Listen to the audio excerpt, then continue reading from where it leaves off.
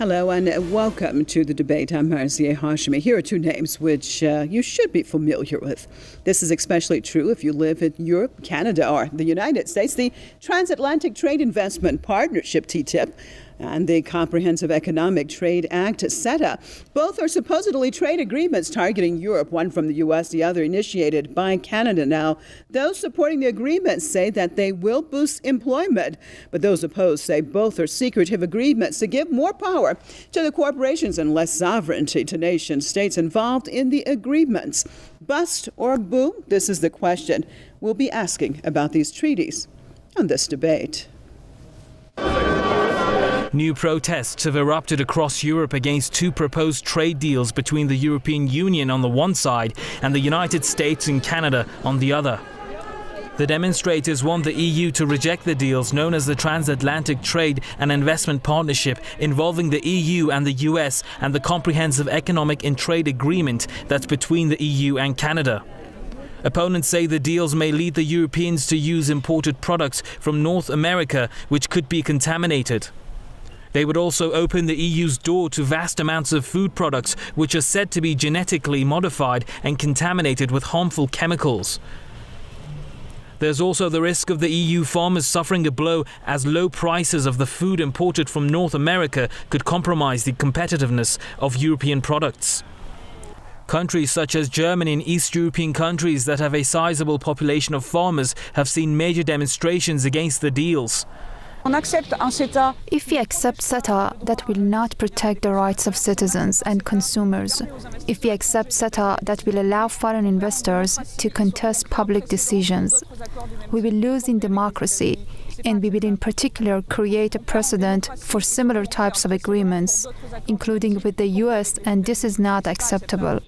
The danger of CETA is a loss of power economic rights, and they're legal of the people, which means even the National Assembly and the Paris Assembly cannot completely decide the rights imposed on multinational companies. Another reason why many across Europe oppose the agreements, in particular the TTIP, is the secrecy of the negotiations between the EU and the US. The content of the drafts as well as the reports on negotiations are classified. In an editorial, British daily The Independent criticised this aspect of the deal as secretive and undemocratic. In addition to Europeans, including ordinary citizens and activists, there are some governments which have voiced dismay at the prospect of the deal. But Germany, Europe's largest economy, seems to be determined to get the deal done. EU trade ministers will hold a meeting next week to decide on CETA. Activists say the approval of the deal would pave the way for signing the TTIP. I'd like to welcome my guest to the program out of Memphis, Tennessee, author and political commentator, Mr. Dean Henderson. And out of Washington, D.C., columnist of The Hill, Mr. Brent Budowsky. Thank you both for being with us. Well, let's start this off in D.C., Mr. Budowsky. The American TTIP is a much larger version of the Canadian CETA. Now, in your opinion, are these agreements good, and would they have positive effects for the Europeans?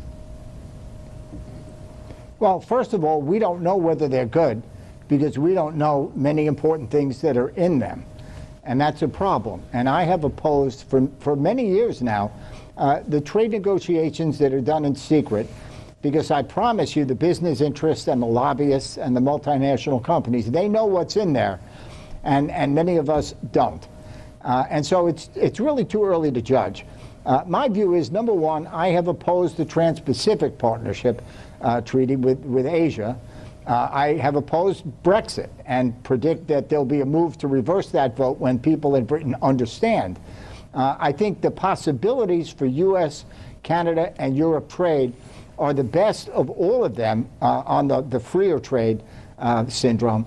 But it's critically important, number one, that the public and the media know what's going on. These secret deals, I can tell you from many years of experience from the inside, when they keep things secret, there are reasons that the people, they don't want to find out. So number one, they have to end the secrecy, and they have to have an open discussion. And number two, we need to come up with a formula on global trade generally, where we're not just exporting jobs to the lowest wage nation that produces certain items. That's the problem. It's a race to the bottom for wages and working conditions.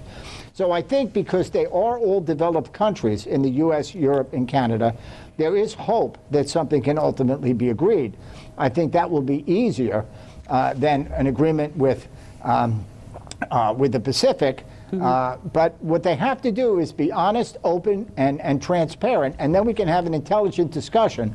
And the pressure will be on to have a better agreement when they allow the people to know about it before it's agreed to, not wait to hand us a yes or no, which is not the right or smart way to do trade negotiations. All right, Mr. Henderson, your take, your opinion on both TTIP and CETA.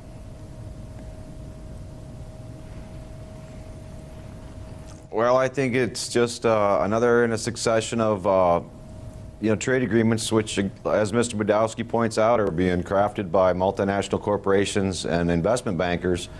This goes all the way back to GATT, the General Agreement on Tariffs and Trades, which was brought about in the 1987, 88, something like that.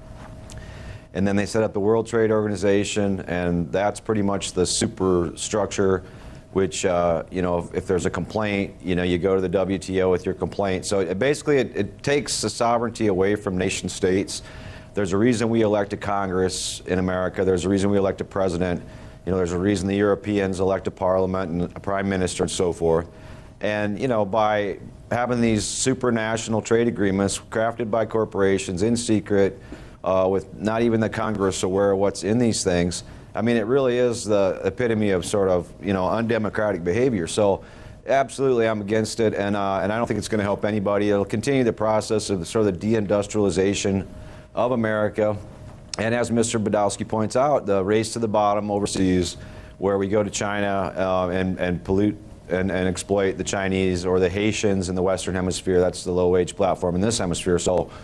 And a lot of that was done under the guise of free trade, the USAID, all these sort of things. But it's basically, again, you have a case where the corporations pretty much run the government here. They run the government in Europe, so they can decide when they want to do these things and how they want to do them. Doesn't include labor, doesn't include any consideration for the environment, doesn't include small business people. So, of course, it's going to be a bad thing. I mean, it's just another in a long line of sort of this British mercantilism, this carryover that, the old East India Company where, and it's really funny because they call it free trade, but there's actually a very stringent set of rules. For example, our farmers subsidized to the hilt with our, farm bill. European farmers subsidized. African farmers not subsidized. So we flood Africa all the time with cheap food. Meanwhile, Africa cannot export food here because we have tariffs on Africa. So, it's not free trade in any way, shape, or form. It's just always somehow to gain advantage for the corporation, for the banks, and nothing for the people. So they're just all bad. Well, Mr. Budowsky, you pointed out to the secretiveness of these negotiations. Why do you think, even though that these negotiations have been secretive, but CETA has already been initially signed by the European Council, though, of course, they will have other sessions. And after that initial signing, that's when the public gained access to the 1,500-page agreement. Well, that's the problem. In a democratic society, which certainly is the U.S., Canada, and Europe, you want the public to know what's going on and to have some voice in offering opinions pro and con. What you don't want is a negotiation in secret. And again, I've been on the secret side of it. And what I will tell the audience, this is not brilliant, is when they keep things from people, they don't want the people who are going to be hurt to know that they're hurt. Then they will come in and say, you have to take it or leave it, yes or no. That's the game they play. And they say, if you say no, horrible things happen. In a world right now where there is too much backlash and anger against establishments, political and financial, it's universal. And in economies that need to have much more growth, that's a longer conversation we've had before on PressTV, and I write about it every week in The Hill. When there's a slower than necessary job growth and wage growth in Europe, in the United States, then the worst thing you could do is present citizens, voters, workers, and consumers with a trade agreement where they have to say yes or no. They've had no knowledge of what was in it until they're told to say yes or no. They've had no ability to offer advice or their views. And again, I guarantee you, the law firms, the lobbyists, the multinational companies, this is not a conspiracy theory I'm offering here. This is the way it works. I've been there. They need to open up the process, and I think it is possible to get an agreement that should be ratified. But when you do it in a way that nobody knows what it is, that's bad, and the odds go down, and I get skeptical. And everybody in our audience, no matter what country they're in, when somebody is keeping a secret from you, hold on to your wallet because they don't want you to know something. That's well, doesn't that contradict, Mr. Budowsky? Doesn't it, the process itself contradict what you said? You said as far as democratic countries like the United States, like Canada, like some of the European countries being democratic, but being that really they are not given a choice. It's not really giving the people a choice. Parliamentarians were involved. They could only read these agreements on site in a particular place, and it was 1,500 pages if we're talking about CETA. And of course, now again, the European Council, they're meeting to sign or not sign. Where's the democratic process in all of this in general that you mentioned in these so-called democratic societies, sir? Well, I'll tell you where it is. Look at what happened with the Trans-Pacific Partnership Agreement, which was negotiated in secret. I opposed the secrecy, and then I opposed the product. The democratic process comes in when the people find out about it, they oppose it. So right now, Hillary Clinton opposes it. The Democratic Party opposes it, Trans-Pacific Partnership. Donald Trump opposes it. And so the democratic process comes in sooner or later when they find out the details. Okay. What I would rather do is trust the people at the beginning and come up with a better deal, not try to force them to say yes or no on a bad deal. But the process comes in because when people find out about it, they will oppose it before it can become law. Okay. That's what's happening with the Trans-Pacific Partnership. All right, what about that, Mr. Henderson? You agree with that at the end of the day, the people will have the say, and that's a sign of the democracy that exists in these Western countries? Or at the end of the day, is it going to be the corporations just getting their way? Well, yeah, I mean, it's just innately and intrinsically bad because, again, what you have is these guys planning up all these agreements, all these deals, and who do you think it's going to benefit? I mean, who do you expect it's going to benefit when they're the ones that plan it, they're the ones that bring it forward, and then, yeah, we get a yes or no, up or down vote, or there's fast-track authority, and we don't even get that. So it's all just, you know, the structure is bad. I mean, it's exactly the opposite kind of thinking that we need right now. You know, this country's gone so far to the right in America that, you know, you look at the presidential race and it's pretty much center-right versus fascist. So, I mean, this is where we're at. Where, in fact, what we need in this country is a huge infrastructure spending program that rebuilds roads, rebuilds bridges. I just drove 4 hours down some of the worst roads you can imagine. It's all over America. That the city water systems like Flint, Michigan, city sewer systems, it all needs redoing. And we should be, as a government, as a people, we come up with these plans. We're the ones that should come up with the ideas of how we want to proceed with our trade, with our you know, economic system. And the only way we're going to do that is get off this whole idea of, you know, free trade and let's go feed the corporations and feed the WTO. We should exit the WTO. We should get out of that and just say we're not going to be a member of it anymore because it's taken our sovereignty away. We don't want it anymore. And we should refocus on domestic economy and an infrastructure spending program that'll put, you know, thousands and tens of thousands of people to work, fixing these roads, fixing these bridges, fixing things that the American people need. They're high-paying jobs. It's not making some widget in some factory. It's actually going out and building things. And this is the way we should proceed. But until we get to the mindset where, you know, instead of, waiting for these corporations' deals to come up and then, oh, is it good or bad, just forget about it. We don't want to hear about your deals. This is how we're going to do stuff like this. That's true democracy, in my opinion. Well, what about that, Mr. Budowsky? How did the United States get here? What Mr. Henderson just mentioned, as far as the people actually taking the process in their own hands. Why is it that these corporations are getting together and designing these treaties in their own benefit? And if we look at these treaties, these agreements, both the TTIP and the CETA, we see basically that it would actually supersede legalities that are in place in these countries. And it would be actually people that the corporations have put on staff actually making the decisions. So how did we get here? Well, first of all, I do not agree that the United States or other countries should leave the WTO. I think they should stay in and reform it. I agree very much that we need to have a massive program to create jobs, to rebuild our schools, ports, bridges, and mass transit. And I think you need similar programs in Europe to create jobs, and you need some debt forgiveness by banks and international lending institutions. It'll be easier to do trade agreements when you have more economic growth.